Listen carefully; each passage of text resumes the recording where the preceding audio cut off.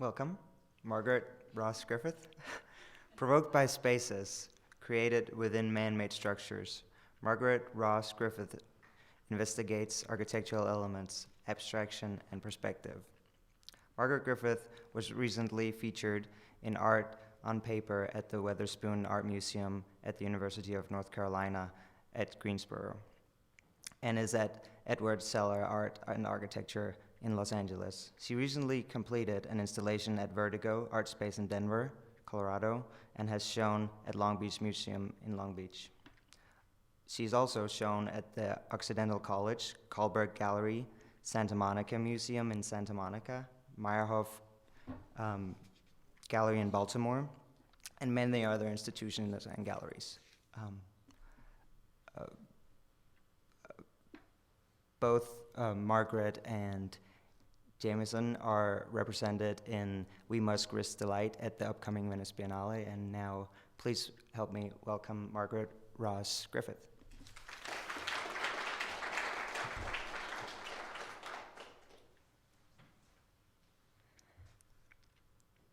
Thank you. It's really pretty exciting to be here.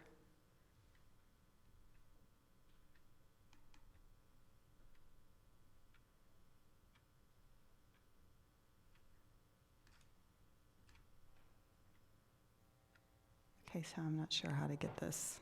Oh, there it is. Okay. I thought I'd start this slide presentation with kind of a transition in my work. When I left graduate school, I was doing predominantly two-dimensional work and mostly ink drawings on paper that were abstractions taken from architectural elements from buildings. Detroit had a huge impact on me, as I'm sure it is on all of you. The abandoned buildings and I think all the changes in the economy were kind of fascinating to me, and I was using architecture metaphorically to talk about impermanence. And so I was making drawings for, I think the first 5 years I was in LA. And part of it was practically speaking because, it took a while for us to get settled and have studio space. But so this image is from a solo exhibition that I had at Ruth Bachhoffner Gallery. And the piece on the right was an ink drawing that I did, a series of these, and I'll show a detail in just a minute. And the piece on the left was the first piece of sculpture that I'd made, I think, since grad school. And it was interesting for me because it was kind of unexpected and unplanned, because I was doing these drawings based on I-beams that were floating, that were based on, they were also, some of the patterns were based on movements in water, eddies and ripples, and but they were getting really abstract, and I have found there's been this kind of cycle in my work where the work is derived from something really specific, and then it gets more and more abstract, and then I come back to this place of, okay, what am I making again, and where does it come from, and how is it relevant to where I live? So I was right at that point, and there was this show that was, it was an invitational show. I think it was called Chain Letter, and everybody wanted to be in it because it was in a really good gallery in Santa Monica, but the deal was somebody had to invite you to be in the show, and then you invite somebody else, and so on and so forth. And some of you might have even been in it. It was huge, and but the work couldn't be on the wall. So I was like, oh no, I gotta make something that's not on the wall. So I had this idea that I would take a chain link gate from my neighbor's house, and I would cut it out of paper. And because I was already, again, I was thinking architecturally, but how can I kind of go back to something that's representational, that is also kind of speaks metaphorically to what I was interested in. So I thought I would do this single chain link paper cutout, and it would just be the natural curl of the paper, and it would be just a freestanding piece, or it could fall over on its side on the floor. So I made the piece, and it was really surprising to me because I really liked it.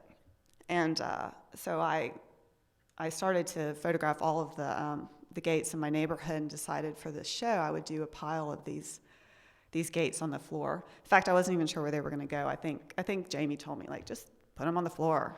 And I thought, my gallerist, here's a detail of the drawing, I thought she's going to hate this because it's so not commercial, and you can't sell hand-cut paper, and that's sculptural. So I didn't tell her about it. And when it came time to do the press, I sent her an image of my studio, and it had all these hand-cut paper pieces. And here's a detail. I have to keep watch of the time because I'll just, the story could go on and on. But so I didn't tell her about it. I sent her an image of my studio that had the paper cut pieces. We were just going to do all drawings, and to my surprise, she really liked the work. And so here's the paper piece on the floor. So really, this is a smaller space in her gallery. And so she asked me if I'd like to do another solo show in a year, just of all the paper cutouts. So it was super thrilling for me because I was really excited about it, and the subject matter is infinite. So this is really what excites me. This the fences and gates, and again, and here are a couple others. So I just pulled a few. I have, I don't know. I feel like I have hundreds of these images, and I photographed them. These at the time. You'll see in some of the sculptures, and a little bit later, you might see some of the numbers. You'll recognize these patterns. So my idea is, and here's just in the process, cutting on the floor. Really complicated, right? Technology here. So this piece has now grown and evolved into an installation. So this is a year later. This piece was called Canopy, and it's installed in the corner of the room. It's on a. It's hard to tell in this image, but there are 3 2x4s. One's 12 foot, 6 foot, and 4 feet. And so you could stand under it. So I kept making the pieces. So I actually, just kept accumulating. And so you could stand underneath the piece and look up. And here's a detail. So the next few images are shots from the installation. And here, I didn't really have an idea of exactly how this show was going to come together. My studio space at the time was a small bedroom in our house, so I had to be really creative with how to figure this out. So I made a small model of the gallery and little tiny pieces of paper that would represent where the larger sculptures would go. And for the black piece, that's 12 feet in height. That piece was a little more complicated because it was made of multiple pieces, so I had to figure out how to hang it so that the paper wouldn't tear and it would be sustainable for at least for the exhibition.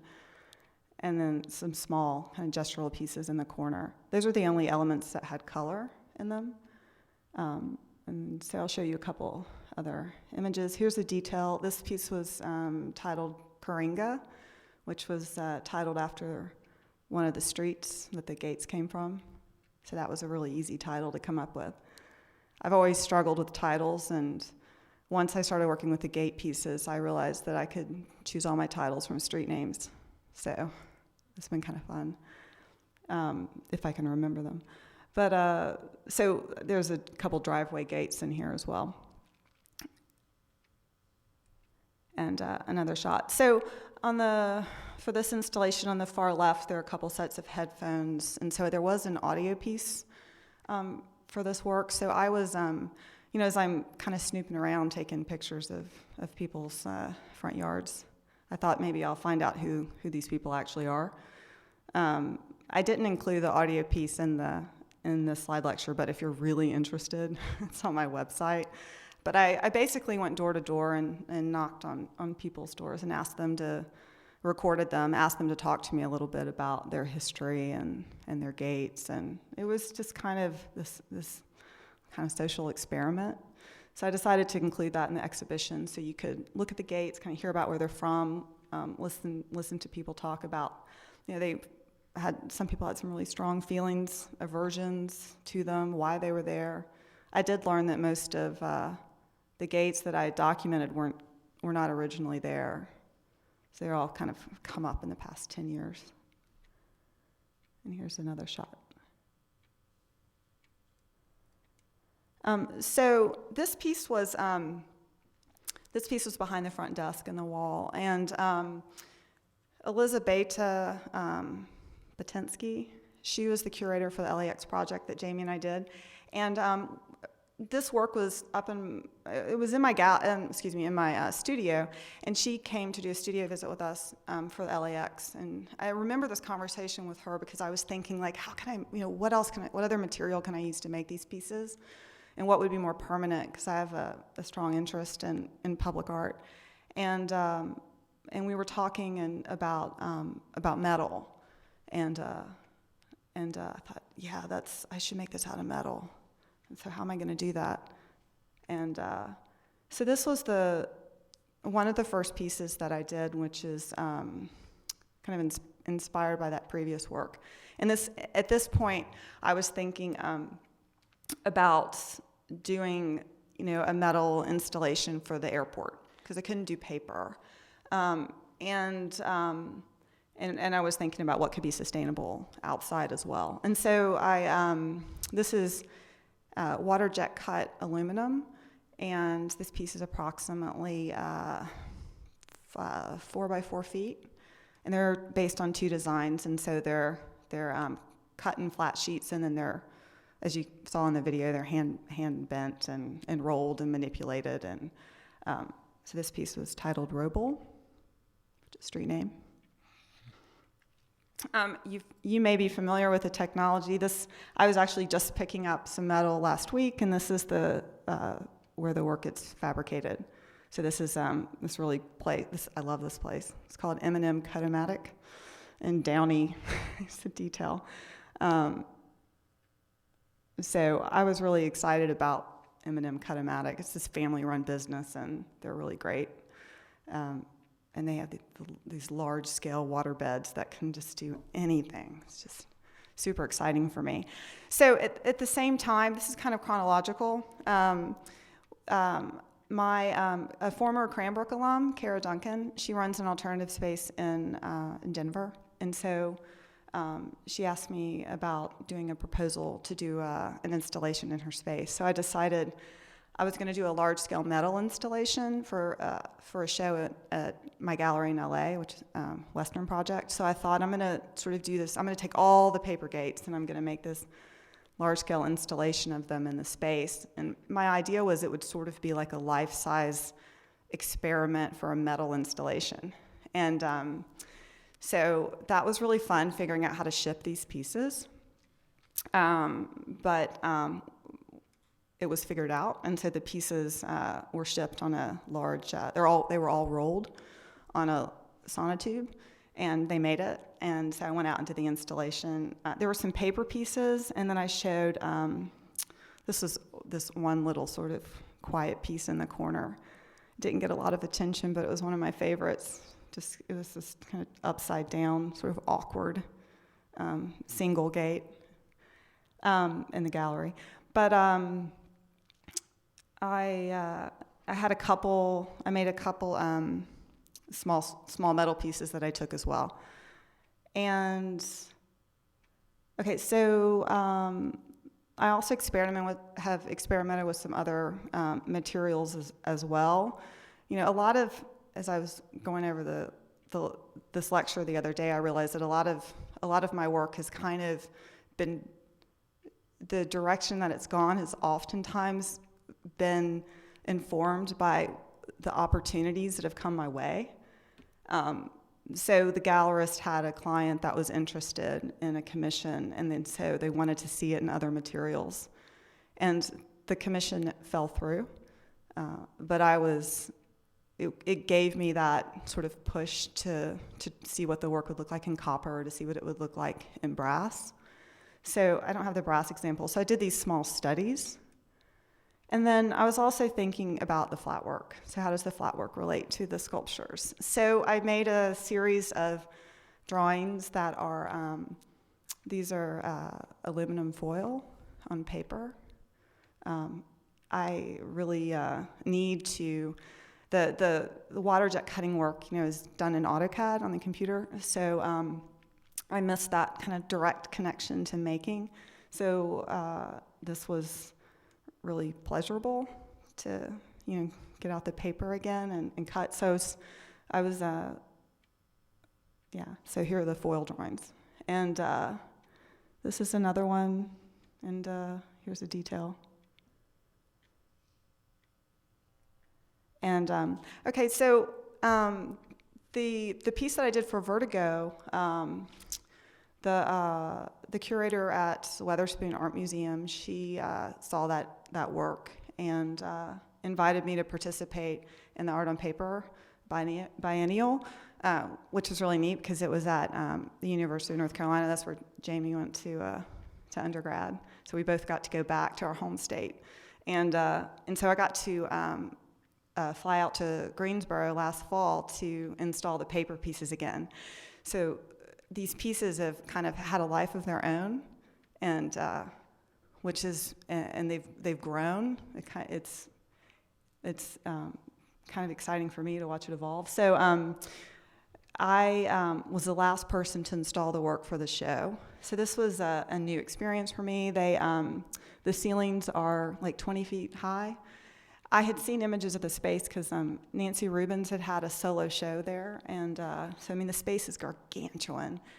And so they designed a structure to suspend down from the ceiling, so it's a 20 by 20 foot grid. And so when I got there, I had 2 days and to install the work, and but it was a really great experience. It came together. Luckily, wasn't sure how, but it did. There's some other tremendous pieces in the show. I can't remember the artist's name. That black piece in the back is all made out of, that kind of black blob was made out of newspaper. So we were the only sculptural pieces. And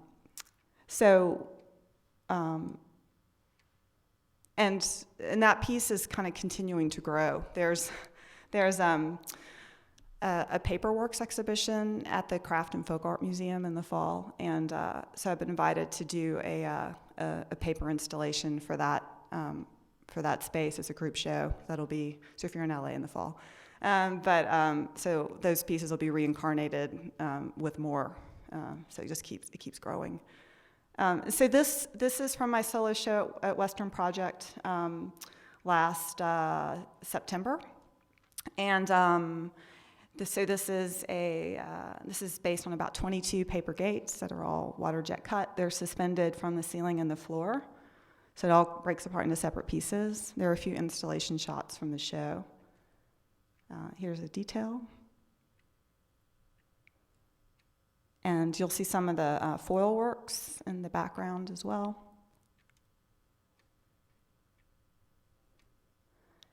And another angle. So it's about 11 feet high by, maybe 20 feet in length, 6 feet in width.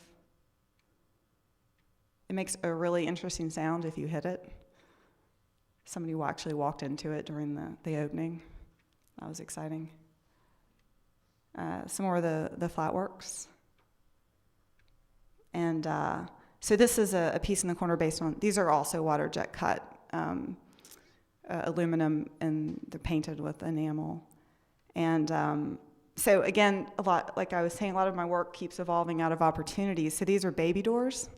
They're half size.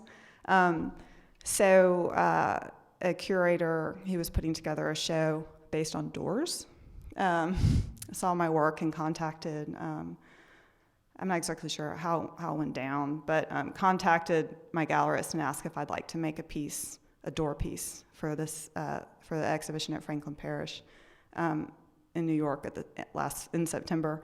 So I quickly made this piece and we shipped it off. So that piece kind of came out of out of that opportunity. And these are some of the gates. And, okay, so I just put in a couple, I think I just have 3 images left. This is a smaller installation. I just put a couple shots in of my studio, and you might see the 4533 in there. And then this is I just took the snapshot. It's from a faculty show. So here's the piece in the gallery at the college where I teach. And then here's a studio shot. This is a piece that I'm working on that's based on the pattern of a spiral staircase that's going to be included in the collateral exhibition at the Biennale that Jamie and I are both participating in. So this piece has a lot of interesting challenges because it has to come apart in pieces and be shipped. So that's kind of a new process for me. And I think that's the end. Thank you.